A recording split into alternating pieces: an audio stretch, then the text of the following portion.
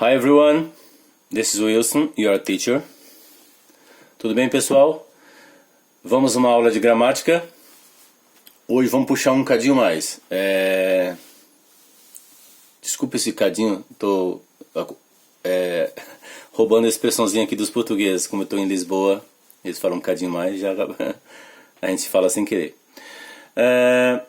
Adjetivos e advérbios. Adjectives and adverbs. É uma aula super importante para todos os níveis. Mesmo quem é avançado acha essa aula um pouquinho difícil, principalmente a do meio para o fim da parte dela. Ok? Vamos à aula. Então a aula basicamente envolve sobre adjetivo e advérbio. Onde usar um adjetivo, onde usar um advérbio, o que é um adjetivo, o que é um advérbio. Então lembra que eu falei, dica de português para melhorar o inglês. Porque às vezes, para melhorar o inglês, às vezes a dúvida do aluno não está na língua inglesa, às vezes está no português. Não adianta eu falar o adjetivo antes do substantivo, o advérbio vem depois do... Não, basta eu falar se é adjetivo ou advérbio e o aluno não sabe do que se trata. Então, as dicas de português justamente para tirar a dúvida, porque a dúvida pode estar justamente na aula de português. Se eu não souber o que é adjetivo e o que é advérbio, não adianta eu explicar, né? O good é um adjetivo e o well é um advérbio. E como é que eu uso? Então, é isso que nós vamos aprender. Língua portuguesa junto com o inglês é a melhor maneira de aprendermos. Vamos começar com good. Good é um adjetivo. Como a tradução está em parênteses, eu não preciso nem sempre traduzir, tá? Good é um adjetivo. Então, gente, olha só. Adjective comes before a noun. Isso é muito importante. Noun é substantivo. Eu gosto de colocar a legenda em inglês e explicar em português. Adjective comes before a noun. Quer dizer, o adjetivo vem antes de um substantivo, tá? Isso é sempre importante. Em inglês, em português não. Em português é o contrário. Vamos aos exemplos. He is a good person. He's a good person. She's a good teacher. Quer dizer, ele é uma boa pessoa e ela é uma boa professora. Então, os adjetivos, as qualidades, sempre antes do nome, do substantivo. Well é o advérbio do good, tá? Se o good é bom, o well é bem. Ok?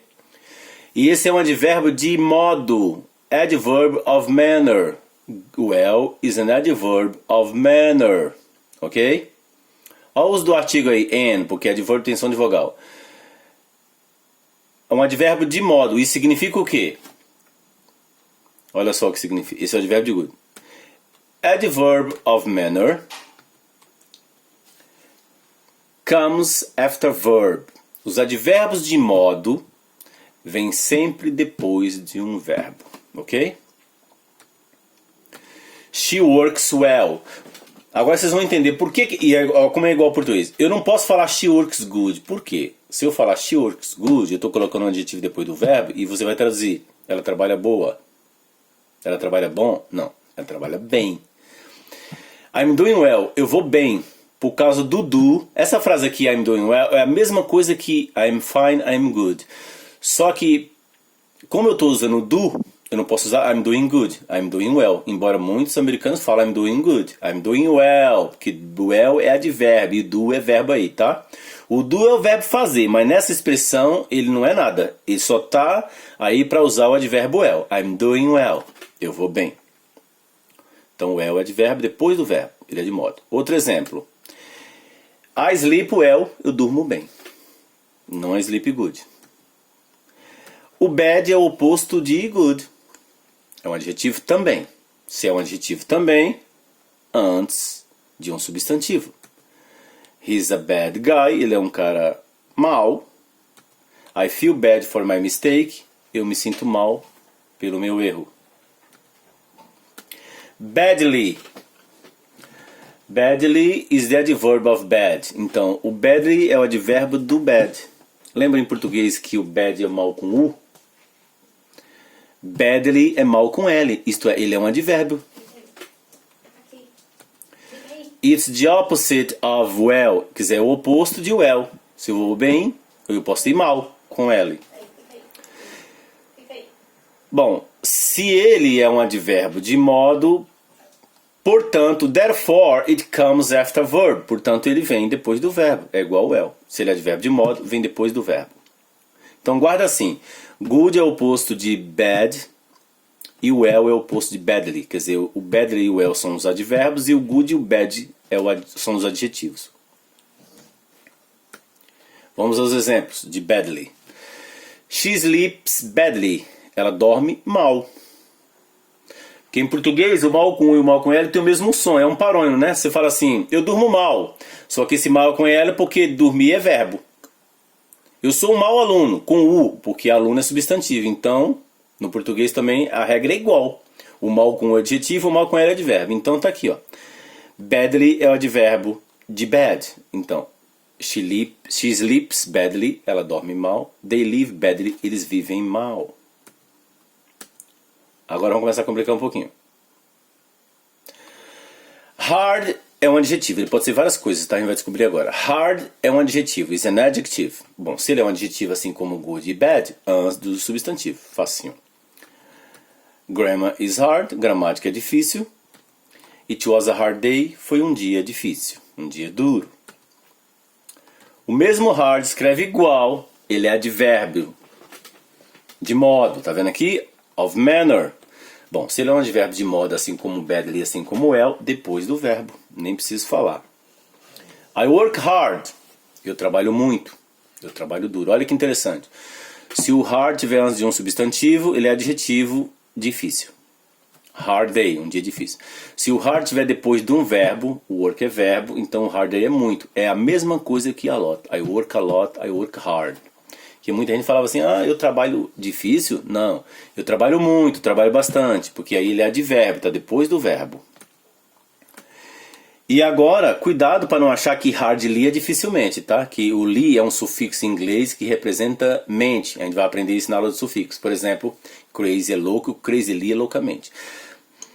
Só que aí não é. Hardly não é dificilmente.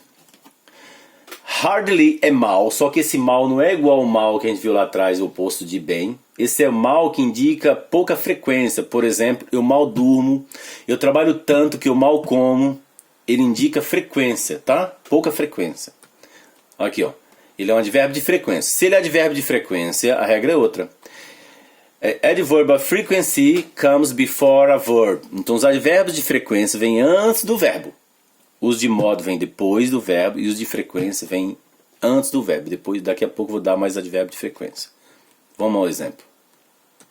Eu vou usar os dois numa frase, o hard de muito e o hardly de mal no sentido de pouco, de pouca frequência. I work hard, eu trabalho bastante, foi o exemplo que a gente viu acima, lá atrás. I work hard that I hardly sleep, eu trabalho tanto que eu mal durmo. Então, olha só. O hard é um advérbio de modo, está depois do verbo work. E o hardly é um advérbio de frequência, está antes do verbo dormir. Então, hardly sleep, eu mal durmo. I work hard, eu trabalho muito. She hardly eats. Ela mal come. Quer dizer, ela come muito pouco. Não é que ela come mal. Comer mal seria badly. Viu a diferença? Comer mal é diferente de mal comer. Eu mal comer quase não como. E eu como mal é o oposto de comer bem. Eu estou comendo mal, estou comendo errado. Ok? She hardly eats. Ela mal come. Quer dizer, ela quase não come. Sinônimo de hardly. Barely, scarcely. Os três significam mal com L. Por exemplo, I barely know you. Eu mal conheço você. Muito legal. Esse aqui é muito vocabulário. Apresentação dos advérbios de frequência para a gente fechar. Então, esses advérbios de frequência, todos eles, quando for de frequência, é antes do verbo. Ó, always, sempre. Never, nunca. Sometimes, às vezes. Often é igual frequently, que é igual frequentemente. Once in a while é igual now and then, de vez em quando. Usually é igual geralmente. O hardly nós já falamos, mal, pouca frequência. E aí nós temos as expressões aqui de quase nunca, que é muito interessante. Isso aqui é muito vocabulário, olha só. Tome cuidado, mas eu vou falar disso mais pra frente de novo. Hardly ever é igual almost never. Scarcely ever é igual a nearly never, quase nunca. E por que que nos eu ponho ever, nos outros eu ponho never? Olha só. These adverbs always come before verbs. Os advérbios sempre vêm antes dos verbos.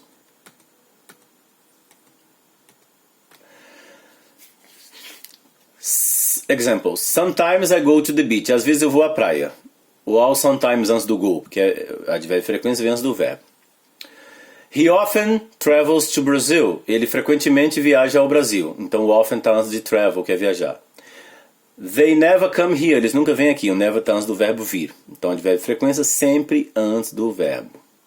Observação agora para entender o ever e o never. Esse pega muito, hein?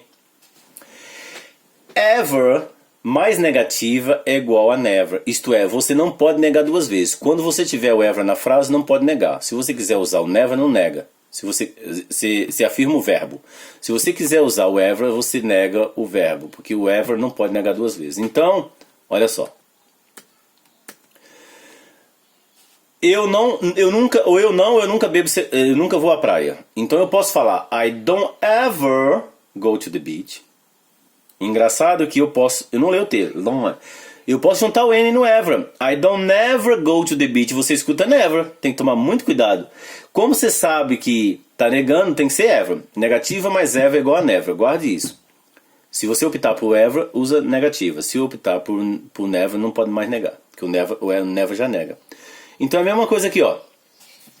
I don't ever go to the beach é a mesma coisa que I never go to the beach. Quer dizer, verbo afirmativo, eu usei o never. Verbo negativo, eu usei o ever. Ok? Fácil.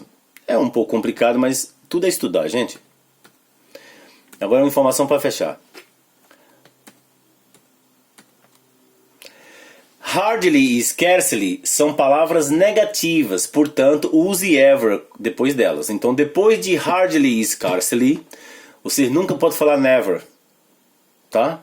Porque elas já negam.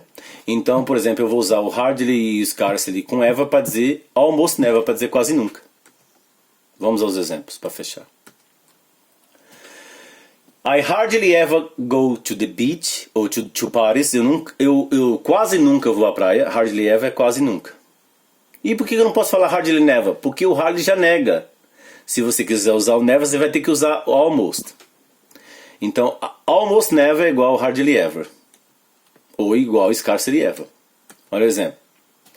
I scarcely ever... Cadê o verbo, Wilson? I scarcely ever go to the movies. Ou I nearly never go to the movies. Eu quase nunca vou ao cinema. Então, resumindo, que essa aula é a primeira apresentação, mas eu vou voltar a falar dela muitas vezes, principalmente essa parte de hardly, de scarcely, nearly e almost. Guardando, ó, scarcely e hardly são negativas, só posso usar com ever. Já almost e nearly são positivas, então você usa com never.